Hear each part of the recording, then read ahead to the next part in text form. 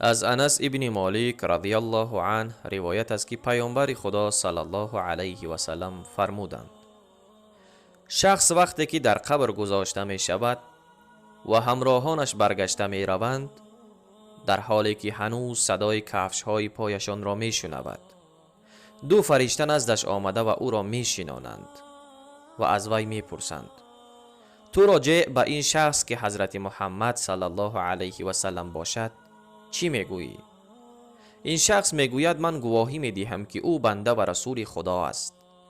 با او گفته می شود که جای خود را در دوزخ نگاه کن که خداوند در عوض آن بر تو جای را در جنت عطا فرموده است.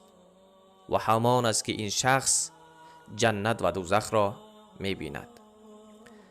و پیامبر خدا صلی الله علیه و سلم می فرمایند: اگر آن شخص کافر و یا منافق باشد، در جواب این ملائکه ها می گوید: نمی دانم، من چیزی را می گفتم که مردمان می گفتند. با وی گفته می شود که نه خودت فهمیدی و نه از دیگران پیروی کردی. بعد از آن با بلغه آهنین در بین دو گوشش می کوبند و چنان فریاد می کشد که همه اطرافیانش بجز انس و جن صدای او را می شنوند.